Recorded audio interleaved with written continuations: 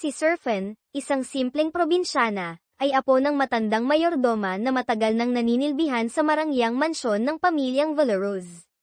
Sa kabila ng kanyang payak na pinagmulan, siya ngayon ay ang mapagmahal ngunit tahimik na yaya ng 6 na taong gulang na si Miguel, ang anak ng kanyang biyudong amo na si Sander Valeroz.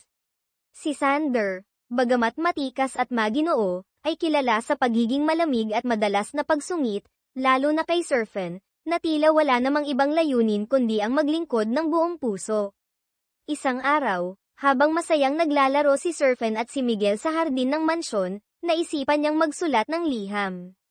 Ang liham na ito, na puno ng kanyang mga damdaming hindi niya maipahayag, ay para sana kay Sander. Subalit, sa kabila ng kanyang pag-aalinlangan at balak na itago ito, ang makulit na si Miguel ay lihim na inilagay ang liham sa bulsa ng Amerikana ng kanyang ama. Sa hindi inaasahang pagkakataon, nabasa ni Sander ang liham nang ito'y mahulog mula sa kanyang suot. Ang nilalaman ng liham ay nag-iwan ng marka sa kanyang puso, at simula noon, unti-unting nagbago ang kanyang pagtingin kay Serfen. Mula sa pagiging isang simpleng yaya ng kanyang anak, si Serfen ay naging sentro ng kanyang interes at paghanga.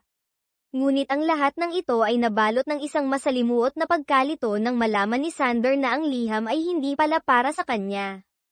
Ang katotohanan ito ay nagdulot ng pagkagulat at pag-aalinlangan sa kanyang damdamin. Mabibigo nga kaya ang pusong umaasa sa isang pagmamahal na tila hindi naman para sa kanya. Musika, Junjun. Ang saya naman at napadalaw ka rito sa mansyon, masiglang bati ni Marite sa binatang si Junjun, isa sa mga tauhan sa mansyon ng pamilyang Valeroz. Ay, oo nga pala.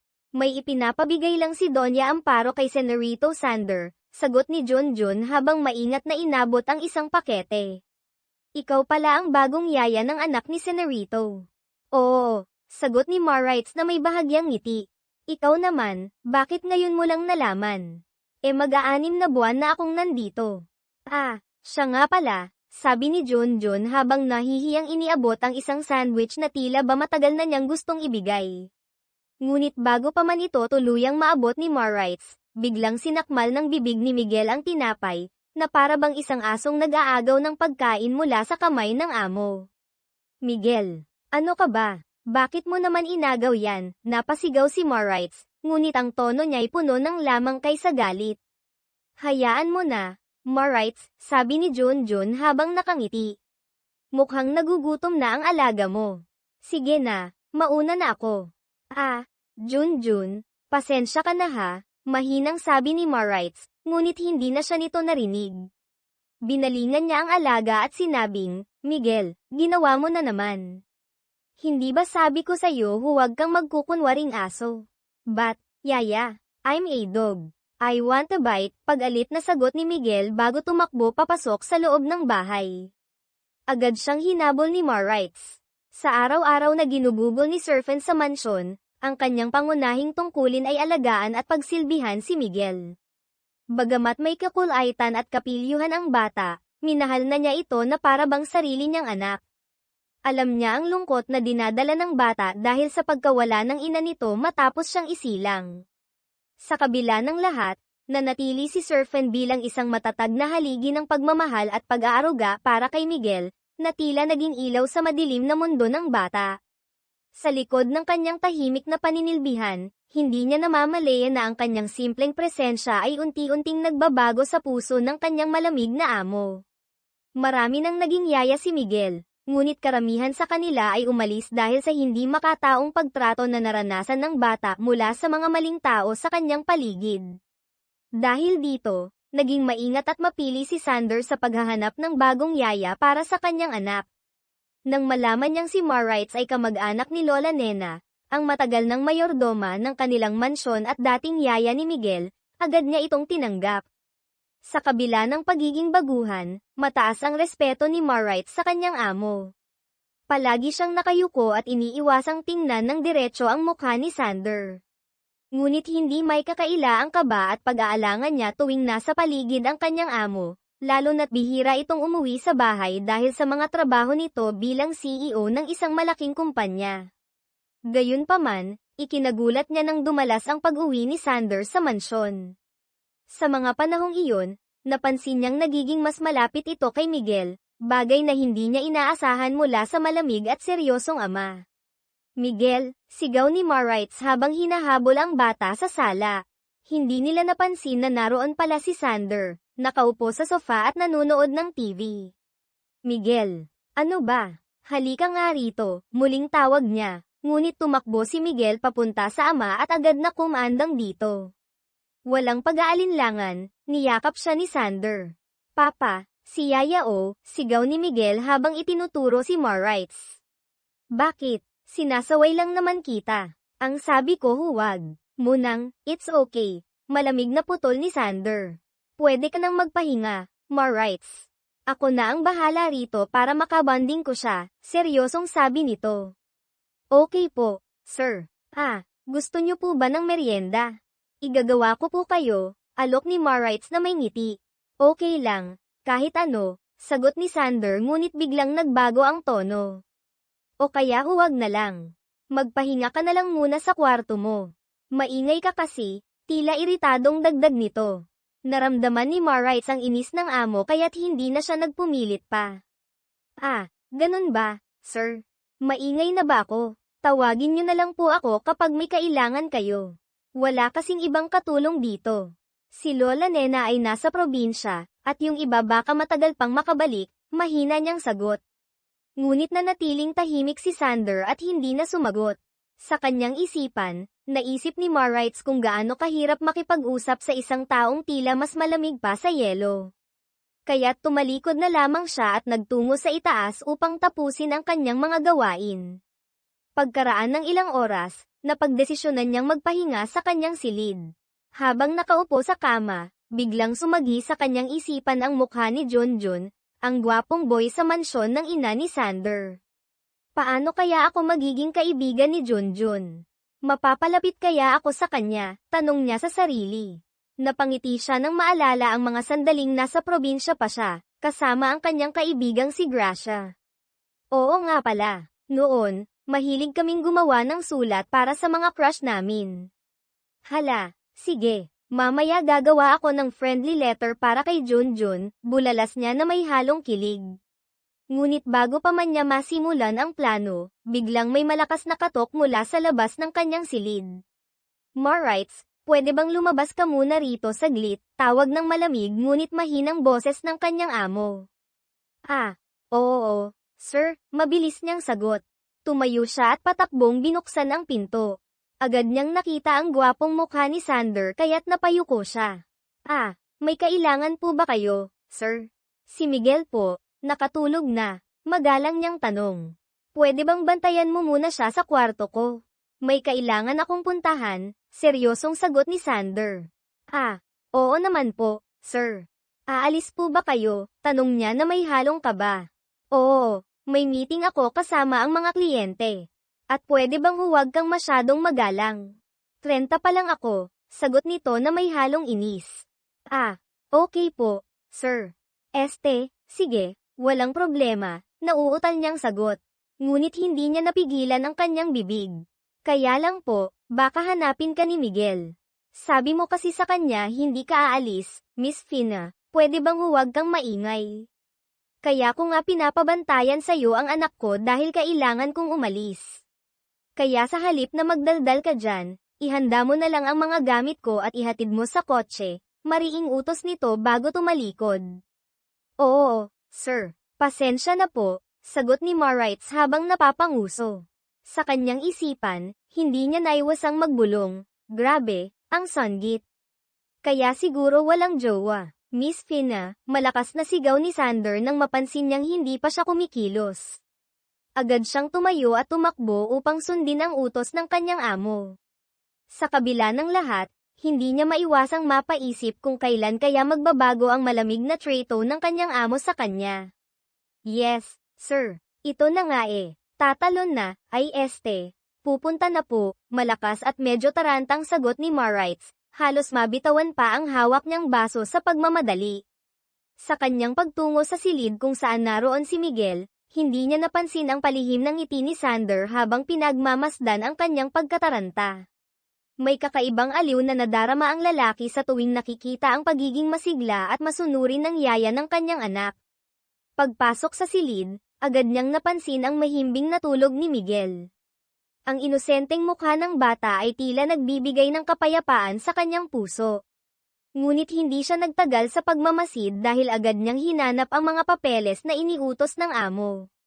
Habang nag-iikot sa kwarto, napansin niyang maayos na nakasalansan ang mga gamit ni Miguel, isang palatandaan ng kanyang may sensinang pag-aalaga sa bata. Matapos makuha ang mga papeles, sinigurado rin niyang makuha ang iba pang kakailanganin ni Sander para sa kanyang pag-alis. Maingat niyang inilagay ang mga ito sa isang bag at bumaba upang dalhin sa kotse.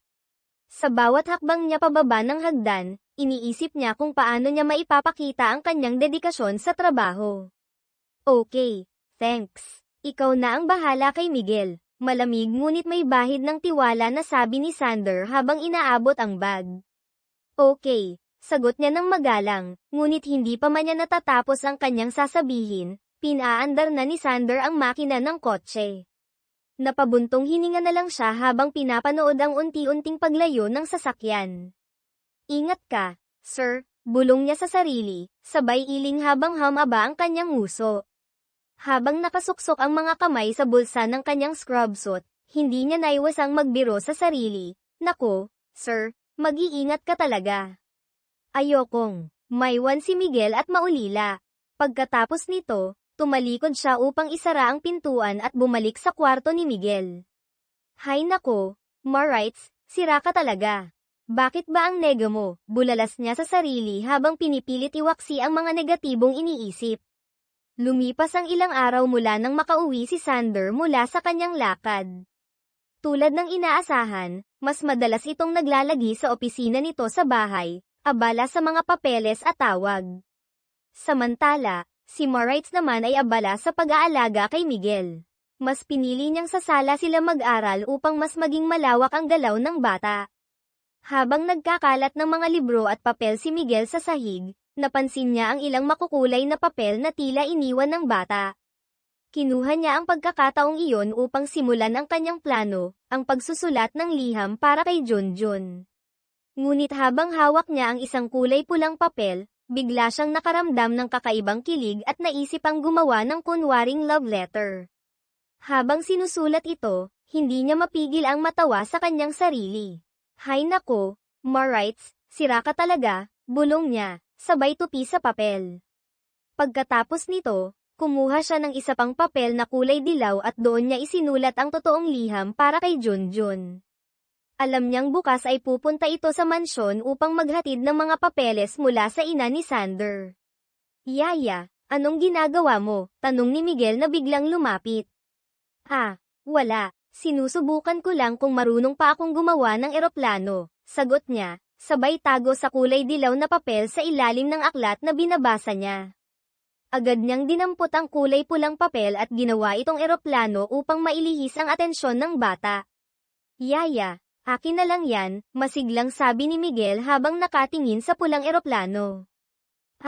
Hindi, huwag ito. Igagawa na lang kita ng bago, sagot niya. Medyo kinakabahan na baka mabasa ng bata ang isinulat niya.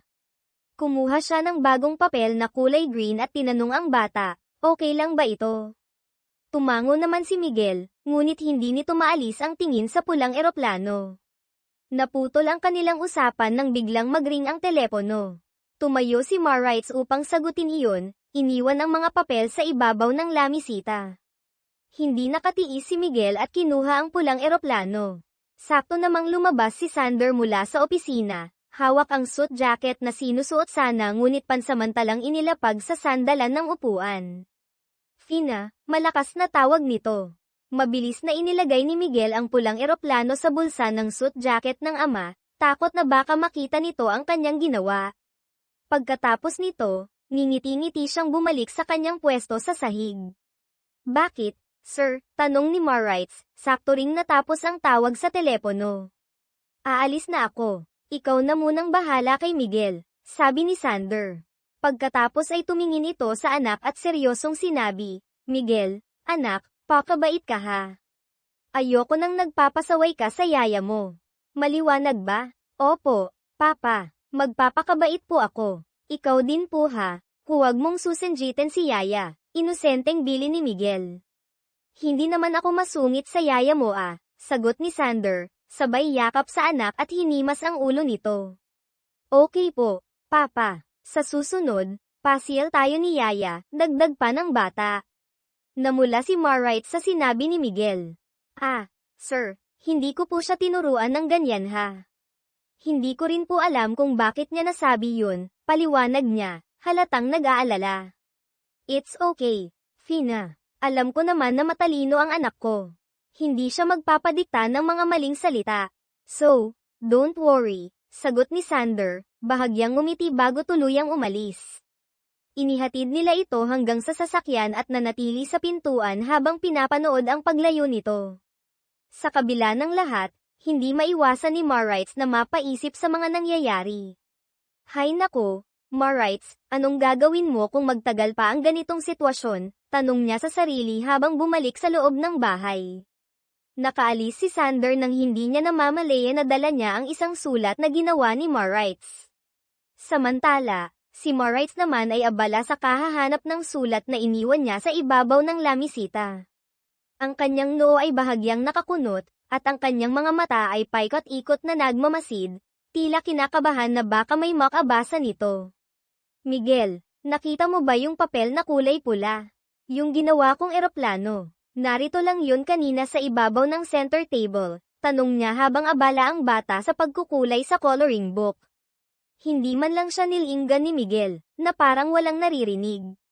Miguel, pasiga ngunit may lamang ang pagtawag niya upang makuha ang atensyon ng bata. Wala po akong nakita, Yaya. Nandyan lang po yun Baka po kinuha ng ghost, sagot ni Miguel. Halatang nagbibiro ngunit may bahid ng pagsisinungaling. Ano, bulalas niyang tanong, sabay taas ng kilay. At bakit naman pag-iinteresan ng ghost na yun ang sulat ko, ay ang larwang eroplano?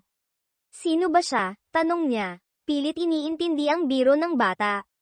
Napakamot si Miguel sa ulo at ngumiti ng pilyo. Yaya, malay mo gusto ng ghost na sumakay sa kulay red na eroplano, sagot nito. Sabay tawa. Ha? Ano? Ano bang ibig mong sabihin? Bakit naman kukunin ng ghost ang eroplano? Hindi naman siya kakasya roon, sagot ni Marites habang natatawa, sinasabayan ang kwela ng bata. Si Yaya naman, nagjo-joke ako, balik ni Miguel na tumatawa na rin. Hindi na nakatiis si Marites at sinunggaban ang bata, hinalikan ito sa batok at kiniliti sa tagiliran. Nauwi sila sa harutan at tawanan na tila walang katapusan, hanggang sa tuluyan nang nalimutan ni Marites ang tungkol sa sulat na ginawa niya. Okay na, Yaya. Pero para saan po ba talaga ang papel na yun? Tanong ni Miguel, tila kinakabahan ngunit pilit na itinatago ito sa kanyang inosenteng mukha. Alam niyang nailagay niya ito sa bulsa ng suit jacket ng kanyang ama. Wala lang yun. Hayaan mo na. Ang mabuti pa, kumain na tayo. Mamaya, gagawa tayo ng maraming eroplano, sagot niya habang pilit na iniiwasan ang usapan. Tumango na lang si Miguel at masiglang sumunod papunta sa dining area. Thank you po, Yaya. Kasi ang bait mo po sa akin. Hindi mo po ako pinapagalitan. Mahal po kita, Yaya, masuyong sabi ni Miguel, sabay yakap sa mga hita ni Marites. Halos maluha si Marites sa narinig, kaya niyakap niya rin ang bata ng mahigpit. Samantala, si Sander ay kakatapos lang ng meeting nang habulin siya ng kanyang secret area. Sir Sander, tawag ni Elisa habang humahangos. Bakit? Tanong niya nang maabyutan ito. Sa inyo yata ito, sir. Nahulog ito kanina mula sa bulsa ng suit jacket niyo, sabi nito habang iniabot ang isang kulay pulang papel na nakatuping parang eroplano. Naguguluhang kinuha iyon ni Sander mula sa kamay ng secret area. Okay, thanks. Baka nailagay lang ito sa bulsa ko, sagot niya, tila hindi sigurado sa sarili. Oo nga po, sir. Napansin kong may nakasulat sa papel. Baka po nami-miss ka na ng anak mo kaya inilagay niya ito sa bulsa niyo, dagdag ng secret area bago ito tuluyang umalis.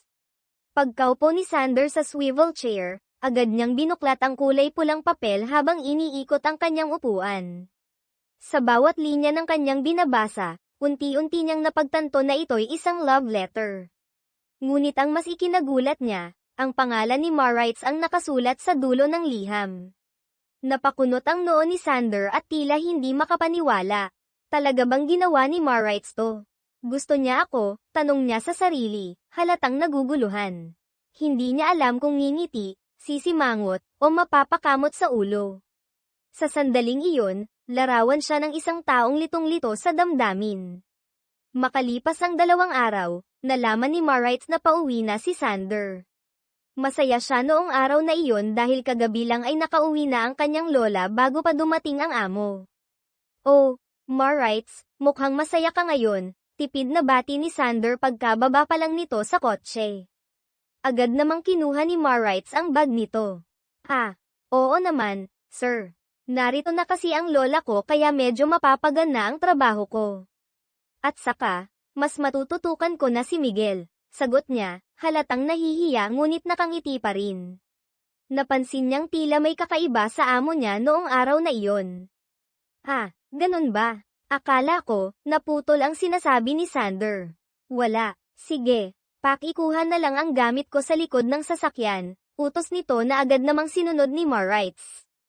Habang nasa likod ng sasakyan at bubuksan na sana ang compartment, laking gulat niya nang biglang sumulpot si Sander para ito na mismo ang magbukas. Ako na pala. Sorry nakalimutan kong mabigat nga pala itong pintuan ng likod ng kotse ko.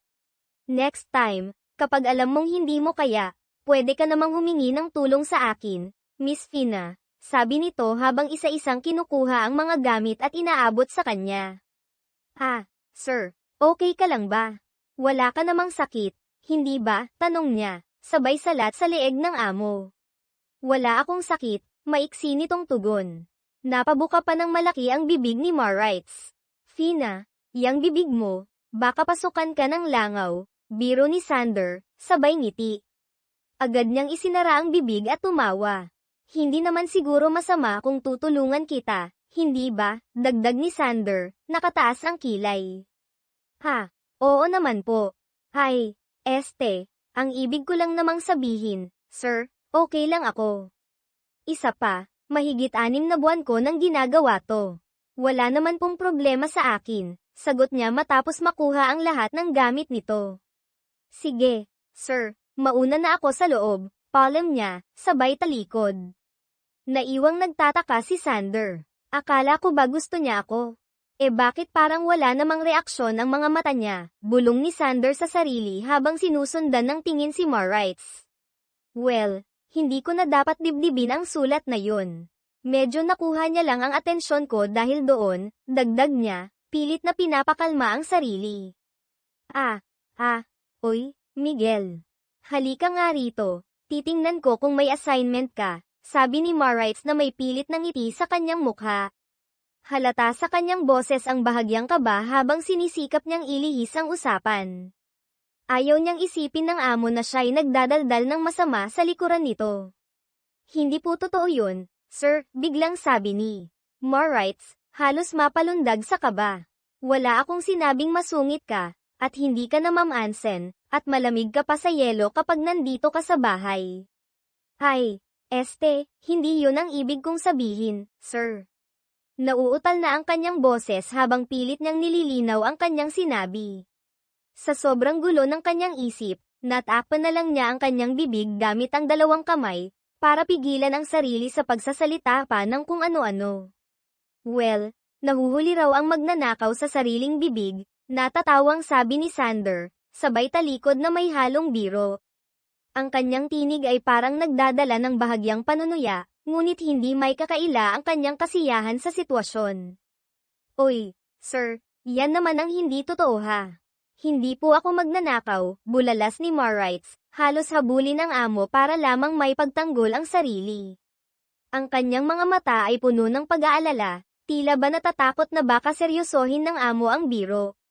Napatigil si Sander sa may hagdan, humarap, at tumingin kay Maurice nang may bahagyang ngiti. Miss Fina, hindi ko sinasabing magnanakaw ka. Kasabihan lang yun, Paliwanag nito habang bahagyang iniiling ang ulo, na para bang sinasabi niyang hindi dapat iyon gawing malaking issue. Sa susunod po kasi, sir, huwag kang mambintang.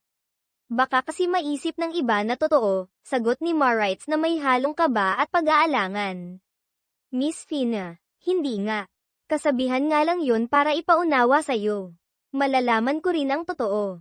Lumabas na kasi sa bibig mo, nauutal ka pa nga sagot ni Sander, sabay kindat na tila nagpapagaan ng bigat ng usapan. Sorry na, sir. Hindi naman talaga masama ang tingin ko sa'yo, sagot ni Marites, nakanguso at bahagyang nakayuko, na parang batang napag-alitan.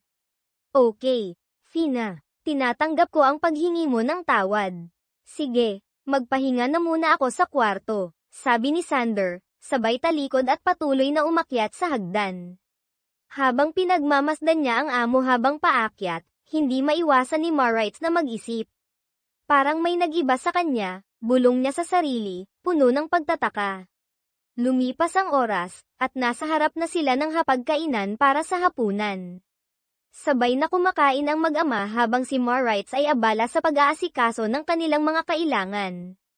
Tahimik siyang nakatayo sa gilid ni Miguel, laging handang magbigay ng kahit anong kailangan ng bata.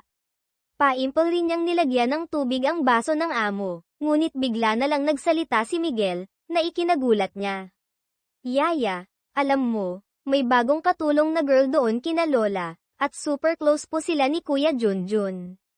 Kaya nga hindi na makapunta rito si Kuya Junjun masiglang pagbabalita ng bata, habang ngumunguya pa ng pagkain. Ganun ba? Sige, okay lang yun. Mas maganda nga na may bagong makakasama ang iba pang mga tao roon, sagot ni Marites nang wala sa loob, habang abala sa pag-aayos ng mga plato. Hindi niya napansin ang biglang pagtigil ng amo sa pagkain, tila nagmamasid sa kanya. Yaya, crush mo si Kuya Junjun, biglang tanong ni Miguel, diretsong-diretso, na parang walang pakialam sa paligid. Ano ka ba, Miguel? Saan mo ba napupulot yung mga sinasabi mo? Nahihiya siyang napatingin sa ama ni Miguel na kasalukuyan palang nakatingin sa kanya. Ramdam niya ang init na umaakyat sa kanyang mukha, na parang gusto niyang magtago sa ilalim ng mesa. Sir, may kailangan pa po ba kayo? Tanong na lang niya nang magtama ang kanilang mga mata, pilit na binabelang ang usapan upang hindi mapahiya. Wala, okay lang ako. Kayo ni Yaya, hindi pa ba kakain? Tanong ni Sander, tila nagtatangkang gawing mas magaan ang sitwasyon. Maya-maya po, sabay na kami ni Lola, nahihiya niyang tugon, halos hindi makatingin ng diretso. Next time, sumabay na kayo. 4 lang naman tayo rito sa bahay. Yung ibang kasambahay ay nagbakasyon. Okay lang naman, hindi kayo iba sa akin, sabi ni Sander, na may kakaibang lamang sa boses. Salamat po, sir, sagot ni Marites, sabay hugot ng upuan sa pagitan ng mag-ama. Sa katunayan kasi, sir, nagugutom na ako Yung mga alaga ko sa tiyan naghuhurumintado na sila, kailangan na nila ng pagkain, pabirong sagot niya, sabay sandok ng kanin na parang hindi na siya nahihiya. Laking gulat ni Sander sa kanyang ginawa. Grabe pala siyang kumain. Ngayon ko lang nalaman, Fina. Yang ganda mong yan, para ka palang construction worker kung kumain, biro nito na may halong tawa. Sabay-sabay silang nagtawanan, at sa sandaling iyon, naramdaman ni Marites na tila unti-unting nagiging mas magaan ang kanilang samahan.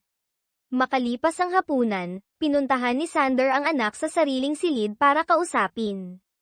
Miguel, anak, may gusto ka bang sabihin sa papa? Tanong nito sa marahang salita. Wala naman po, papa, alang-inang sagot ng bata. Miguel, anak, yung totoo. Wala ka bang kinuha na pagmamay-ari ni Yaya at inilagay sa suit jacket ko? Sure ka? Alang-inang ngumiti ang batang si Miguel. Sorry po, papa. Ayoko po kasing ipalaro ni Yaya ang red na airplane kaya kinuha ko. At ang totoo niyan, papa, may nabasa akong love letter doon. Naisip ko na baka kay Kuya Junjun yun ibibigay, pagtatapat ng bata. Kaya ba kinuha mo kasi ayaw mo siyang magka-crush kay Junjun? Hindi naman po sa ganun, Papa. Pero naisip ko po kasi mas bagay kayo ni Yaya. Ayoko po kay Kuya Junjun. Ayoko siyang maging papa. Gusto ko ikaw ang papa ko kasi si Yaya ang mama ko eh. Nag-promise siya na ang mama ko kaya ayoko siyang magkagusto sa iba, sabi pa ni Miguel. Ikinagulat ni Sander ang mga salitang sinabi ng kanyang anak. Doon niya napagtanto na gusto na pala ng anak niya si Marites bilang tunay na ina. Pero anak, paano kung si Junjun ang gusto ng yaya mo? Wala tayong magagawa doon, sabi ni Sander, sabay yakap sa anak. Agad na umiyak ang bata habang nakayakap sa ama. Papa, si Yaya Fina, siya ang mama ko. Sige na po, love natin siya. Sige na po, Papa, sabi ng bata hanggang sa nakatulog na lang ito sa ganong kaisipan.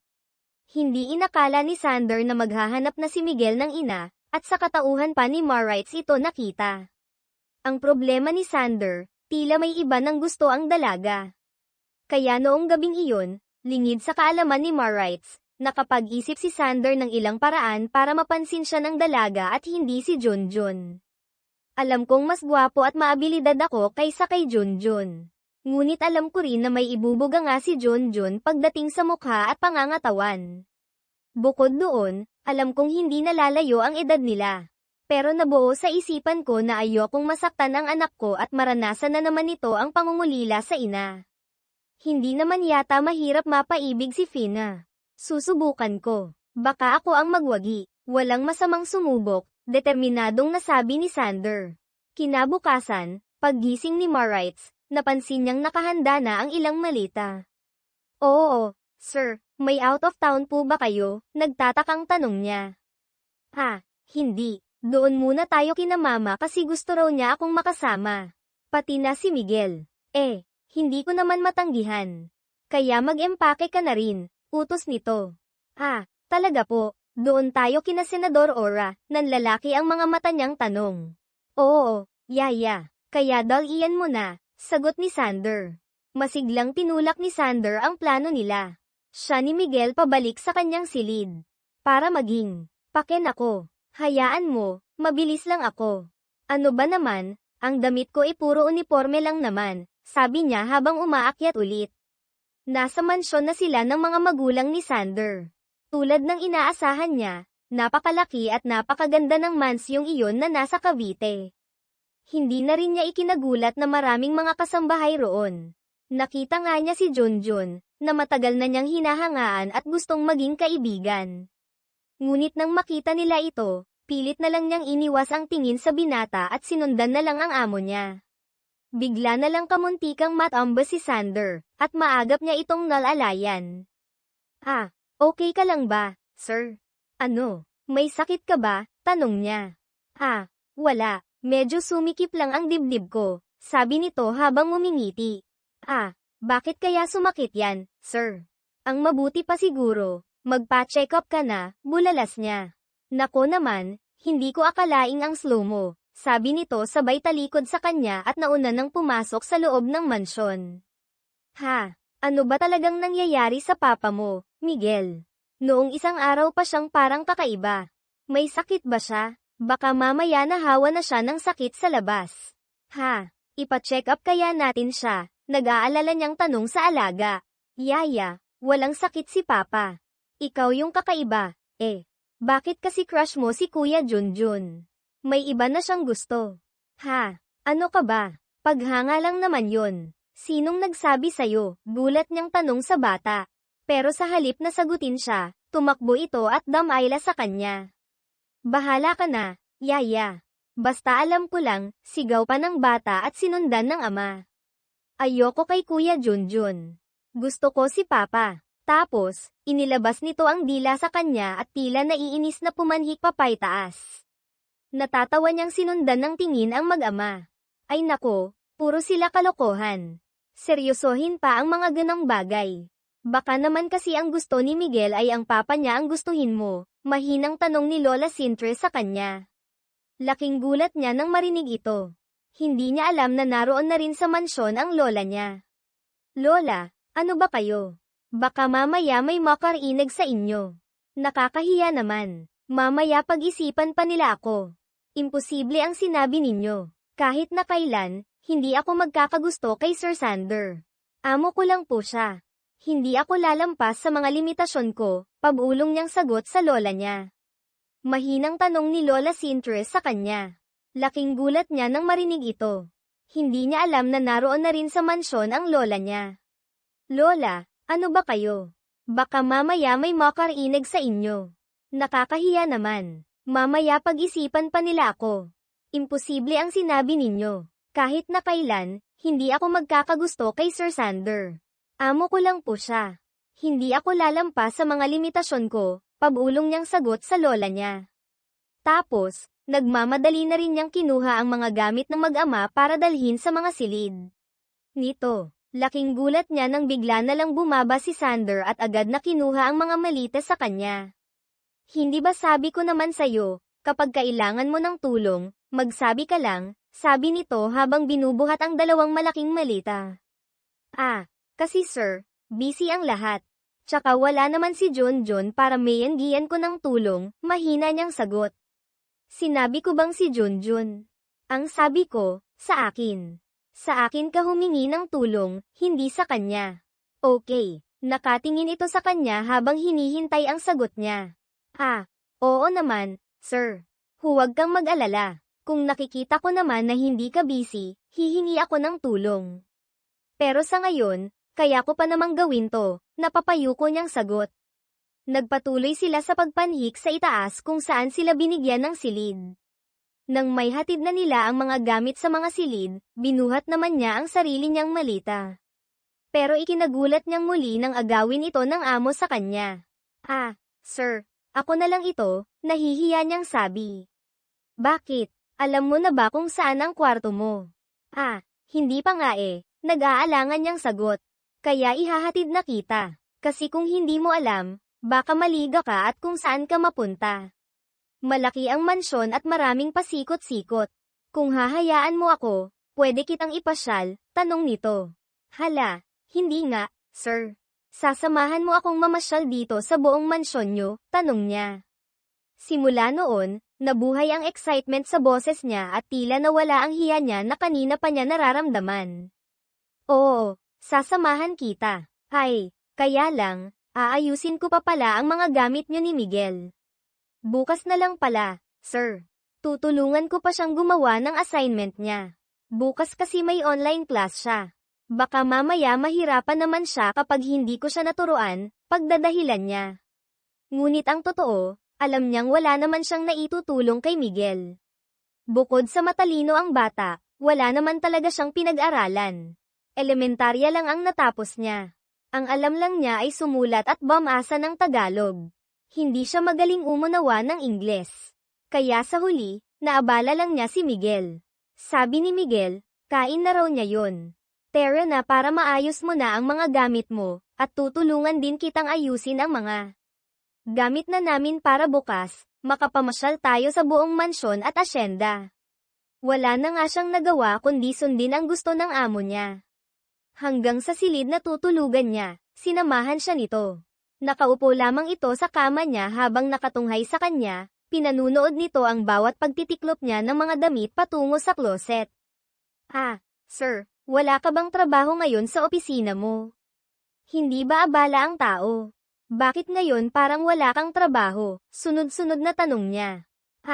Hindi naman. Pero nag-file ako ng bakasyon kaya panahon naman para asikasuhin ko ang sarili ko. At kayo, ang anak ko, sagot nito na biglang naubo. Hindi naman niya naunawaan iyon. Mabuti na lang slow ka, bulong ni Sander sa isipan. Ano yun, sir? Wala, naubo lang ako. Ang Katie ng lalamunan ko siya nga pala, totoo bang crush mo si Junjun? Biglang tanong nito sa kanya. Napatigil siya sa ginagawa, nakayuko pa rin siya. Ayaw mo bang pag-usapan? Sige, okay lang kahit hindi mo nasagutin, nag-alang ang napakamot sa batok si Sander. Si Miguel ang nagsabi sa'yo, yung talagang batang yun. Mamaya pagsasabihan ko siya, sir. Siguro kukunin ko na muna ang tablet niya. Bakit ang dami na niyang alam sa crush-crush na yan? Hindi ko naman siya tinuturuan ng tungkol doon, napapasimangot niyang sabi. Ha, hindi. Ano lang kasi, hindi siyang nagsabi. Ha, napapansin ko rin naman. Parang masaya ka kapag dumadalaw siya sa bahay, sabi nito na halatang nag-aalangan na sabihin ang totoo. Ah, kasi sir, normal lang naman na magkagusto ang isang babae sa isang lalaki, hindi ba? Pero paghanga lang naman yun. Sa katunayan, gumawa ako ng sulat para sa kanya pero hindi ko na naman naibigay kasi biglang nawala eh. Makakalimutin na yata ako. Sabi ni Miguel baka raw kinuha ng multo, kwento niya pa. Natawa ng malakas si Sander. Natatawa siya sa anak niya at sa babaeng kaharap niya na ubod ng inosente. Ilang taon ka na nga, Fina? Ako, 24 na po ako. Pero hindi naman ako naniniwala sa mga sinabi ni Miguel. Sabi ko nga sa kanya, hindi totoo ang multo. Tumayo na siya at sinara ang pintuan ng closet.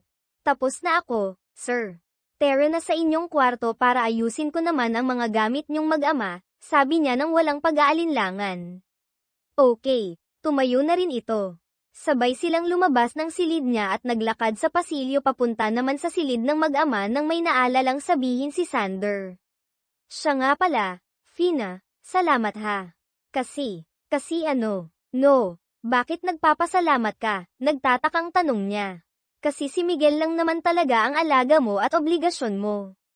Pero kahit na kailan, hindi mo ipinaramdam sa akin na may limitasyon ang mga trabaho mo. Sorry, ngayon ko lang napansin ang lahat ng kabutihan mo para sa aming mag-ama. Ayos lang po yun, sir. 6 na buwan pa lang naman akong nagtatrabaho sa poder nyo. Nakakapanghinayang nga at hindi ako ang unang naging yaya ni Miguel noon. Kasi naging abala rin ako sa pag-aalaga ng nanay at tatay ko. Sabay kasi silang nagkasakit. Sinabihan na ako ni Lola noon na may aalagaan akong bata, kaya lang yun nga, hindi ko maiwan sina nanay at tatay. Pero nung nawala na sila, tsaka lang ako nakaluwas dito sa Maynila. Masaya ako kasi kahit na papaano, hindi pa huli ang lahat para sa amin ni Miguel, sagot niya. Sa atin din, ay, yes. Ano, sa atin bilang ano? Mag-amo, hindi pa huli ang lahat para pasalamatan kita, napapakamot batok na namang sabi ni Sander. Dama nito na pinamulahan siya ng pisngi, ngunit hindi naman niya napansin iyon. Nagtataka nga ako at nawiwirduhan. Sa'yo, sir, hindi ka naman ganyan dati. Dati kasi palagi kang masungit at tahimik. Kaya nga palagi akong nag-iingat kapag nariyan ka. Ayoko kasing masigawan mo o kaya mainis ka sa presensya ko, tapat na sabi ni Marites. Ganun ba? Hayaan mo, mula ngayon magpapakabait na ako. Papa, bigla nilang narinig ang sigaw ni Miguel habang tumatakbong papalapit sa kanila. Hindi nila namalayang malayo na pala sila sa silid niya. Oh, anak, bakit? Tapos, napayuko ito dahil may ibinulong ang anak. Papa, doon kayo dumaan sa kabilang hallway kasi si Kuya Junjun naroon sa daraanan nyo kasama si Lola. Baka po magkita sila, bulong ni Miguel. Ah, ganun ba, anak? Mabuti sinabi mo, natutuwang nag-apiran pa ang dalawa. Kaya lang, huli na ang lahat at nakita na rin sila ng mga ito habang naglalakad at nag-uusap. Oh, ayun pala si Marites, tinawag pa siya ni Doña Roselia. Agad siyang napayuko bilang paggalang sa Doña. Magandang araw po, Doña Amparo, bati niya, bahagyang nanginig ang mga kamay niya sa di malamang dahilan. Oh, mabuti naman at nakasama ka, Marites. Alam mo, natutuwa ako sa'yo kasi ang laki na ng pinagbago ng apo ko, sabi ng Doña. Nako, pasensya na po kayo, senyora. Kulang po ang kaalaman ko lalo na sa pag-aaral. Hindi ko po gaanong natuturuan si Miguel, nagpapakumbaba niyang sabi sa ginang. Ngumiti ito ng simple sa kanya. Ikaw talaga, Marites. Ayos lang iyon. Ang tinutukoy ko, ang ugali ng apo kong ito, nahimas nito ang ibabaw ng ulo ni Miguel bago muling nagsalita. Mas mabuting bata na siya ngayon, at natutuwa ako dahil doon. Siya nga pala, mamaya may kasiyahan tayo sa hardin. Masaya ako't narito ang anak ko, kaya may kaunti tayong salo-salo kasama ng mga kasambahay natin dito. Tapos, sa susunod na linggo, Magkakaroon tayo ng swimming party at may ilang bisita siguro tayo, sabi pa ng senyora habang ibinabaling ang tingin kay Sander. Yes, Maria. Sure na naroon kami mamaya. Ewan ko lang sa party next week. Pa naman ang party, tiyak na magagawan mo pa ng paraan ang schedule mo, giit ng senyora sa anak. Okay, ma. Masayang sagot ni Sander sa ina, habang lihim na natutuwa ng malamang nagustuhan ng ina ang dalaga. Mahalaga rin para sa kanila ng anak nito na magustuhan siya ng senyora. Mabuti naman talaga siyang tao, kinyulang lang sa kaalaman lalo na sa pagdating sa akademya, alam iyon ni Sander. Kaya nga tila nais nitong makipagkompetensya sa sarili nilang boy na si Junjun. Habang nag-uusap ang mag-ina, nilapitan siya ni Junjun at bahagyang hinayla sa kabilang dako para sila naman ang magkausap, bagay na hindi nakaligtas sa paningin ng mag-ama. Marites, mabuti naman at mananatili pala kayo rito ng ilang buwan, tanong ni Junjun. Oo nga at least magkikita tayo ng madalas. Siya nga pala, may ibibigay ako sayo, ngunit natigilan siya nang maalalang nawawala nga pala ang sulat na iyon. Ay, wala pala, nasabi niya. Ganun ba? Akala ko kung ano na yung ibibigay mo. Pero mabuti at narito na kayo. Sige na. Kita na lang tayo mamaya sa hardin kasama ang lahat. Masaya ang party na yun, madalas gawin ni senyora, sabi ni Junjun. Nagpaalam ito sa kanya. Habang sina Sander naman at ang ina nito ang nag-uusap sa di kalayuan, napansin din iyon ng Donya. Sander, anak, maganda si Marites at guwapo naman si Junjun. Pareho silang mabait, kung isang araw ay magkagustuhan ang dalawa. Papayag ka bang mangyari yun? Tanong ng matanda sa anak. Naubo naman ng malakas si Sander. Makati ang lalamunan ko, pag-iiba nito ng topic. Sander, iniiba mo na naman ang usapan. Nakakahalata na ako, ang sabi ng ina. Kilala na nito ang anak. Alam nito ang mga strategy ng anak kapag umiiwas sa isang usapan. Ma, sinagot ko naman ang tanong mo. Tsaka hindi ko pa kaya na walang mag-aalaga kay Miguel. Baka mamaya, kapag nagkagustuhan sila, ilayo na niya si Fina sa akin. Kawawa naman ang anak ko, napalapit na kay Fina, sagot ni Sander habang pilit ang pag-ubo. Aba, bakit? Wala ka na bang balak na maghanap ng bagong magiging ina ni Miguel? Talaga bang yaya na lang ang mag-aalaga sa kanya? Nakakunot ang noo na tanong ng lola ni Miguel. Ngunit lalo lang nilakasan ni Sander ang pag-ubo at nagpanggap na samed na samed. Habang si Miguel nakatunghay pa rin. Ng mga mataki na Marites at Junjun, bantay sarado nito ang dalawa dahil ayaw nitong mangyari ang sinabi ng matanda. Sander, ano bang nangyayari sa'yo? Tanong ng Donya. Ngunit palihim na sinenyasan ni Sander ang anak para lapitan siya at si Junjun. Tumakbo pa palapit si Miguel sa kanya. Yaya, hindi mo ba narinig ang papa ko? Inuubo siya. Kailangan ka niya, ha? Bakit? Ano bang nangyayari kay Sir Sander? Napalapit siya sa amo at nakadama ng pag-aalala. Sir, anong nangyari sa'yo? Kanina naman okay ka lang Nako, senyora, dapat na po ba nating ipa-check up si Sir? Baka po kasi nahawan na siya ng sakit sa labas. Nag-aalala niyang nahimas ang likod ng amo niya at nakalimutang lalaki ito habang nakaharap pa ang senyora nila. Hindi, Fina. Okay lang ako. Naubo lang ako. Simpleng pangangati lang ito ng lalamunan. Tara, samahan mo ako sa kitchen. Iinom na lang ako ng tubig. Aya ni Sander sa kanya. Ganun ba? Sige, Miguel. Tara na. Tawag niya sa alaga. Ngunit nagdahilan ito sa kanila. Yaya, okay lang bang ikaw na lang sumama kay Papa? Gusto ko pa kasing magpasama kay Lola at kay Mang Junjun sa mall. Sabi mo, Lola, ipapasyal mo ako sa mall, nakangiti at naglalambing na humawak ito sa kamay ng Lola. O sige, apo. Ayos lang naman, wala akong lakad ngayon, pagsang-ayon ng matanda. At dahil driver din ito si Junjun, sigurado nang kasama rin ang binata. Oo, sige, sagot niya. O sige na, Marites, tulungan mo na muna si Sander at baka mamaya na yang pangangati ng lalamunan niya. Siguruhin mo na hindi malalayan, Utos pa ng senyora. Sinamahan nga niya si Sander sa kusina ng mansyon. Pagdating doon, pinaupo niya ito, tsaka inabutan agad ng tubig mula sa fridge. Heto, uminom ka na muna, sir, sabi niya. Agad namang ininom ng lalaki ang tubig at saka mabilis ring inilapag ang bote na halos nangangalahati na. Grabe, ang intense ng Katie ng lalamunan ko. Grabe ang nararamdaman ko kanina. Salamat, Fina, ha. Mabuti na lang nandyan ka. Salamat kasi inaalagaan mo ako. Siya nga pala, anong pinag-uusapan ninyo ni Junjun? Nagtapat ka na ba na crush mo siya? Ha, hindi ah. Bakit ko naman gagawin yun?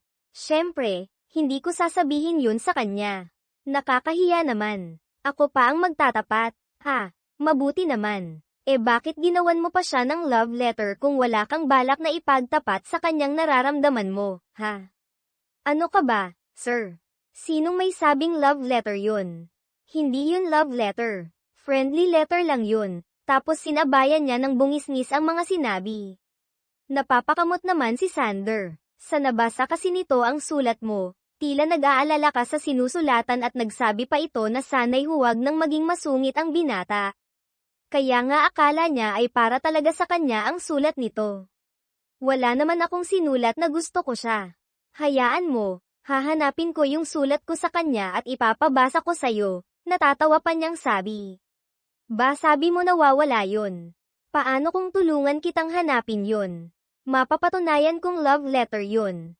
Anong gagawin mo? Pero hindi niya naituloy ang mga sasabihin nang pumasok sa kusina ang lola nila. Doon natapos ang usapan nila at natuon sa ibang mga bagay ang kanilang mga atensyon. Isang linggo na nga ang lumipas at lahat ay nasa malawak na hardin ng mansyon. Sa may kabilang dako naman ay may swimming pool na inayusan na rin para sa gagawing party. Madalas mangyari ang ganong event sa loob ng mansyon ng mga Villaros, lalo na kapag may kamag-anak na dumarating at iba pang mga bisita. Yaya, yung ibang maid na kapang swimming. Bakit ikaw po nakalegging sa t-shirt lang? Ganyan ka ba maliligo sa swimming pool? Tanong ni Miguel. Nako, Miguel, ha? Hindi ako magsusuot ng ganyan. Hindi naman sasama ang tingin ko sa kanila, pero kasi yaya mo lang naman ako. Hindi ako isa sa mga kamag-anak ninyo. Hayaan mo na sila na lang ang nakapang swimming. Ayokong magsuot ng ganyan, naiilang na sagot niya sa bata. Oo nga naman, senyor ito. Okay na rin yan. Baka mamaya hindi naman marunong lumangoy ang yaya mo. Mas okay na hindi na lang siya maligo, sabi pa ng isa sa mga boy na naroon. Nagtawanan pa ang mga ito kasama ang ibang tagapaglingkod ng mansyon. Hindi ko naman kayo kinakausap, Sumbong ko kayo kay Lola, gusto nyo, naasar na sagot ni Miguel. Ay, hindi naman, mabiro si senyor ito Miguel, pag-alo ng mga ito. Kayo talaga, hilig nyo kasing manginis, Kahit nagpapaparty si senyora, sa tingin ko wala talaga akong karapatang magsaya ng 100%. Hindi kasi natin alam ang mga maaaring mangyari, sabi niya. Bukod sa kanila, may ilang malalapit na kamag-anak ang nagpunta sa party na iyon. Ikinagulat ni Sander ang pagdating ng ilang kamag-anak nila na may kasama pang ibang tao, anak raw ng isang mayamang negosyante at balak palang airto sa kanya. Ilang sandali pa nga't nagkakasiyahan na. May malakas na tugtugan at nadagdagan ang ingay dahil sa ibang bisita ng lola niya. Dahil doon, hindi niya tuloy malapitan si Fina at ang anak niya. Samantalang nakatayo lang si Marite sa tabi ng mesa nila ni Miguel, nang may isang babaeng nakatupi lang ang lumapit sa kanila ni Miguel at hinahanap si Sander. Hey, ikaw pala si Miguel na. Nasaan ang papa mo? Tanong ng babae. Bakit po? Naroon po siya, kausap ng lola ko, sagot ng bata. Pinuntahan naman iyon ng babae. Nagulat siya nang isemiran siya ng babae sa di malamang dahilan. Nakita niya na may isa pang batang babae na naroon, na tila may edad 3 taong gulang lang, naglalaro iyon sa gilid ng pool. Hindi niya masyadong itinoon ang sarili sa bata kasi ang focus niya ay si Miguel. Nagulat na lang sila nang makitang nahulog ang bata, ngunit walang makatalon sa pool. Yung batang babae, nalulunod, sigaw ng isa pang katulong. Nasa malalim na siya. Hindi ko siya kayang sagipin, sigaw ng isa pang babae. Yaya, nalulunod yung batang si Prinsesa, sigaw ni Miguel na lumapit sa kanya. Yaya, tulungan mo siya. Si Papa, ang layo pa niya, Nag-aalala si Miguel sa bata kaya agad na siyang napatayo para sagipin ang bata. Tumakbo siya, napalapit sa swimming pool, at mabilis na tumalon para sagipin ang batang nalulunod. Lahat ay nag-aalalang naglapitan malapit sa pool. Anak, nasaan ang yaya mo? Tanong agad ni Sander nang makalapit sa anak. Papa, sinagip niya yung batang nalulunod, umiiyak na sabi ni Miguel. Niyakap na lang ito ng ama habang nag-aabang sila na makalapit na ang bata at si Marite sa hawakan ng swimming pool. Nako, dali, tulungan niyo siya, utos ng senyora at nagpatawag na agad ng medical assistant para alamin ang lagay ng batang nalunod. Nang naiahon na niya ang bata, agad na binuhat iyon ni John at nilapatan naman ng nurse ng paunang lunas. Mabuti na lang at naroon ang personal nurse ng lola ni Miguel. Mama, next time, be strict sa ganitong party. Wala dapat bata maliban kay Miguel, galit na sabi ni Sander. Tapos, binalutan siya ng tuyong tuwalya. Okay ka lang, Fina? Tanong nito sa kanya. Okay lang ako, sir. Yung bata po ang dapat nating unahin, sabi niya habang nanginginig dahil sa lamig. Okay na sila. Nakuha na siya ng mga magulang niya, sagot ni Sander. Tapos, bigla na lang siyang binuhat, ikinagulat niya iyon. Tapos, bumaling ito sa anak. Miguel, let's go. Doon na tayo sa silid natin, utos nito habang buhat siya. Pero, Sander, narito si Clarita. Hindi mo man lang ba siya papansinin? Tanong ng tiyahin niya. Oo nga naman, anak, sabi rin ni Ginang Roselia. Mama, dapat niyong maunawaan, ang babaeng pakakasalan ko o mamahalin ay yung babaeng kayang mahalin na parang tunay na anak ang anak ko. Kasi kung hindi, magkakaproblema lang kami. Mahalaga sa akin ang kapakanan ng anak ko, mariing sabi ni Sander na ikinagulat ng lahat. Matapos sabihin iyon, tumalikod ito, dala siya sa mga bisig nito, kasunod si Miguel, at umalis sila sa hardin at pumanhik sa kanilang silid. Hinatid nila si Marite sa kanyang silid at inilapag sa kama. Okay na ako rito, sir. Pasensya na kayo dahil kinailangan mo pang iwanan ang mga bisita. Kaya ko namang maglakad papunta rito sa kwarto ko, sabi niya. Hindi, Fina. Alam mo, nagpapasalamat ako kasi niligtas mo yung bata. Pero wala kang ang narinig na anumang pasasalamat mula sa mga magulang. They did not deserve your kindness, mariin at mahina ngunit galit na sabi ni Sander. Sir, kumalma ka, biro pa niyang sagot sa amo. Fina, saway nito sa kanya dahil nakukuha pa niyang magbiro. Oo nga, sir. Pero, isa pa, baka mamaya mapag-isipan na nila tayo ng masama. Ayokong mapahiya ka. Ano naman? Hanggang ngayon ba si Junjun pa rin ang gusto mo? Ako ba? Hindi mo pa rin napapansin? Seryosong tanong ni Sander.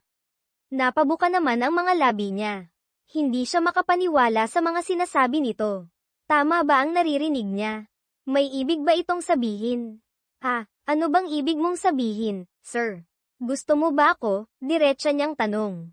Nagulat ako sa tanong mo, Fina, pero diretso ko na ring sasagutin.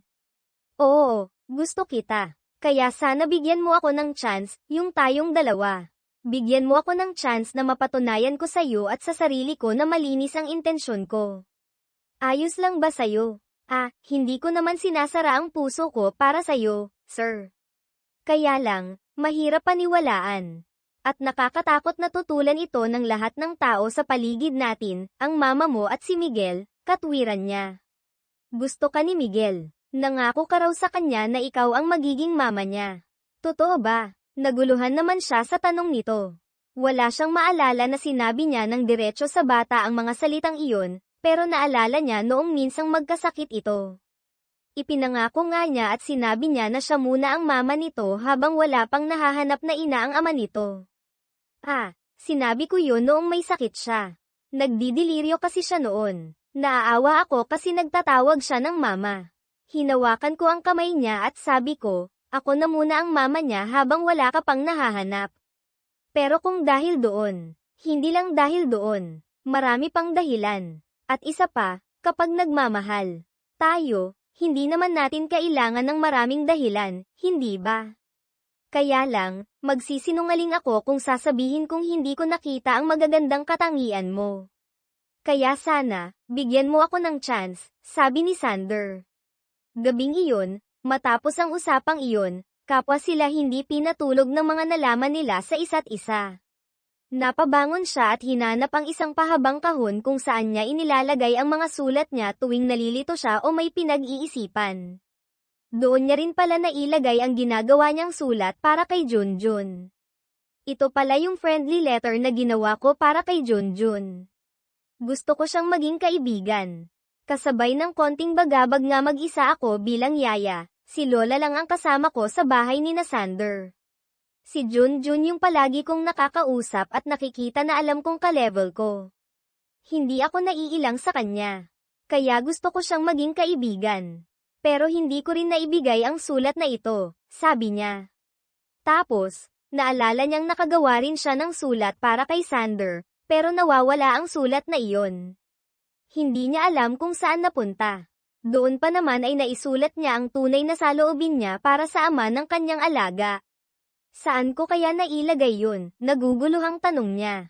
Kinabukasan, maaga niyang pinuntahan ang silid ni Miguel. Pagpasok niya sa silid ng alaga, nakita niyang natutulog ito.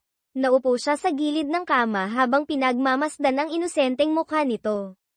Sayang, Miguel, hindi ako naging mama mo, yaya mo lang ako. Pero kahit na ganun, mahal naman kita. At habang buhay kitang mamahalin. Sige. Payag akong maging mama mo. Pero kapag nakahanap na ang papa mo ng babaeng mas karapat-dapat sa akin, tsaka kita ipaubaya sa kanya, sabi niya nang mahina habang hawak ang kamay ng bata. Nakahanap na ako. Kaya lang, ayaw pa niya yatang pumayag, sabi ng tinig ni Sander na hindi niya akalaing naroon na rin pala. Patay ang ilaw sa bahaging iyon ng sofa kaya hindi niya napansin na nakaupo pala roon si Sander. Naririto ka na pala. Pag-ulat niyang tanong. Oo, kagabi pa. Hindi ako makatulog matapos nating mag-usap. Kaya nandito lang ako buong magdamag, binabantayan siya. Kung talagang tutuperin mo ang pangako mo. Hindi yun tama. Hindi tama na pumayag lang ako sa gusto mo dahil sa gusto mong bigyan ng ina si Miguel. Alam kong mahirap makahanap ng babaeng magmamahal sa kanya ng totoo habang minamahal ka ng babaeng yun. Tama ka. Kailangan kanyang mahalin kung sino rin ang mahal mo. Pero hindi yun tama para sa ating dalawa. Sikapin nating maging tama. Ito nga pala ang sulat mo para kay Junjun. Alam ko na ang lahat ng nakalagay riyan. Pero wala ka namang sinulat na pangalan sa papel na ito. At habang binabasa ko, paulit-ulit kong naiisip na para sa akin ang sulat na ito, sabi ni Sander habang hawak ang kulay pulang papel. Napatakip siya sa kanyang bibig. Hindi yan ang sulat ko para kay Junjun, bulalas niya. Inilabas niya mula sa kanyang bulsa ang kulay dilaw na papel. Ito yun. Ganun pala. Kung ganun, para kanino ang sulat na ito? Napapataas ang kilay na tanong ni Sander. Nauutal niyang sabi, ngunit hindi na niya nagawang sagutin. Sa halip, nabitawan niya ang papel at napatakbo palabas ng silid. Hindi niya magawang sabihin na ang sulat na iyon ay para talaga sa amo at hindi kay Junjun. Hindi niya kayang aminin ng diretso iyon. Naiwang napapangiti si Sander. Alam na niya ang tunay na sagot. Ilang araw pa ang lumipas buhat ng mangyari iyon, sa tuwing magkakasalubong, pareho silang hindi magkatinginan. Maunawaan, pero pakiramdam niya may isang pares ng mga mata ang kanina pa nakatingin sa kanya. Hindi niya alam na naroon na pala sa may gilid niya ang ama ni Miguel at nagsesenyasan ang dalawa. Yaya, may ipis, biglang sigaw ni Miguel sabay turo sa lapag. Agad siyang napatayo. Nasaan, malakas niyang sigaw, at hindi niya akalain na mapapakapit siya sa braso ng binata.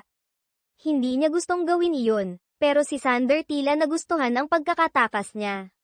Nasaan ba yung ipis?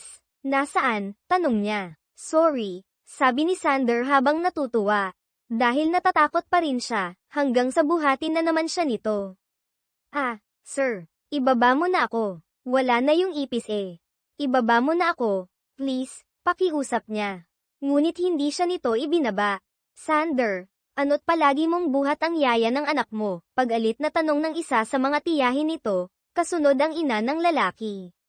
Nabigla silang tatlo, at naibaba naman siya ni Sander. Siya naman ay natahimik. Pasensya na po kayo, Seniora. Ano po kasi, may ipis. Shut up, Marites. Hindi ko akalain na magagawa mong akitin ang pamangkin ko. Hindi po porke byudo siya papatol na lang siya sa isang yaya at sa katulad mo pang walang pinag-aralan, sabat na bulalas ng tiyahin ni Sander. Laking gulat nila nang sabihin iyon ng tiya Pilar ni Sander, na aynalpasan ng batang sinagip niya buhat sa pagkalunod. Auntie, hindi naman yata tama yan, saway ni Sander sa tiyahin. Panghahamak na yan, at naririnig pa kayo ng mga bata, dugtong ng ama ni Miguel. Sander, totoo namang hindi kami makapaniwala. Sa katunayan, ipapakilala ka na namin sa anak ng mayaman para mapakasalan mo, at itong si Marites naman ay ipagkakasundo namin kay Junjun, sagot ng tiyahin. Auntie, sa halip na magpasalamat ka kay Marites, hinahamak mo pa ang pagkatao niya. At sino naman po kayo para pakialaman ang love life ni Marites? Ipagkakasundo niyo siya kay Junjun. Nabili niyo na ba ang pagkatao niya? Galit na saway ni Sander. Pero, Sander, anak, sabat ni Doña Amparo. Hindi po, Mama, mali yan. Kahit na kailan, hindi po ninyo ako pinilit. Alam ko pong nasusolusyonan po kayong karapatan na diktahan ako kung sino ang pipiliin ko na maging ina ng anak ko. Ako lang po ang may karapatang magdesisyon yun, tuwirang sagot ni Sander.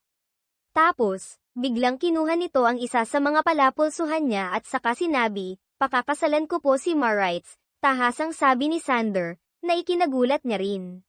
Sir, bulalas niya, ngunit mahigpit siyang hinawakan ni Sander sa kamay. Yaya, pumayag ka na. Nag-promise ka sa akin, di ba, na ikaw na ang magiging mama ko, sabi ni Miguel sabay yakap sa hita niya. Miguel, ano kasi nauutal niyang sagot. Anak, napaka-unfair mo naman kay Marites kung gagawin mo yan. Huwag mong gawin yan ng dahil lang sa anak mo. Hindi mo naman siya mahal, tapos pakakasalan mo siya, nasabi ni Ginang Rosalia. Yes, tama ka, Mama. Pero hindi ko ito ginagawa ng dahil lang kay Miguel. Gusto ko talaga si Marites noon pa, at mahal ko siya. Siguro nga hindi ko rin iyon naamin agad, bumaling si Sander sa kanya. At oo, dahil sa sulat mo, napansin kita. Lalong minahal kita. Kaya nga hindi ako palaging umuuwi sa bahay dahil alam kong mangyayari ito kapag inamin ko sa lahat na nagkagusto ako sa yaya ng anak ko. Pero ngayon, mas matapang na akong ipaglaban ka dahil nalaman ko na worth it ka kaysa sa inaasahan ko. Gusto kitang makasama at maging ina ng anak ko at mga magiging anak ko pa, diretsong sabi ni Sander sa kanya. Halika na, umuwi na tayo, sabi nito sabay hila sa kanya. Dito lang kayo hanggat hindi pa kayo ikinakasal, malakas na sigaw ni Doña Amparo. Napatigil sila, si Miguel at Sander, sa paghakbang at napalingon sa ina ng amo. Anong sabi mo, Ma? Tanong ni Sander. Papa, sabi ni Lola, dito lang kayo hanggat hindi pa kayo kasal, ulit ni Miguel. Talaga, Ma, papayag ka ng pakasalan ko siya. Sigurado ka, wala naman akong magagawa para hindi kayo matukso. Kailangan ninyong manatili rito hanggang sa maidaos na ang kasal ninyo. Payag na ako. Isa pa, nakikita ko naman na tunay at tapat kung magmahal itong si Marites, sabi ng senyora. Pero, ate, papayag kang ikasal ang nag-iisa mong anak sa babaeng niyan. Ano bang maitutulong niyan sa negosyo ninyo? Sige nga, Sabel. Unang-una, hindi ko ipangangalandakan siya. At kaya na niyang patakbuhin ang business niya nang siya lang at hindi kailangang magpakasal sa sino mang mayamang babae. Kinabukasan at buhay ng apo ko, si Miguel, ang nakasalalay sa pagpili namin sa babaeng magiging asawa niya at ina ng apo ko. At nakita kong good influence si Marites sa apo ko. Kaya payag akong mapakasalan siya ni Sander, katwiran pa ni Doña Amparo. Sa puntong iyon, hindi siya makapagsalita. Hindi niya alam kung dahil ba sa saya o dahil hindi siya makapaniwala na ganoon na lang siya tatanggapin ng pamilya Villarose. Dati, ang akala niya mababa lang ang tingin sa kanya ng mga ito kasi nga yaya lang siya ni Miguel.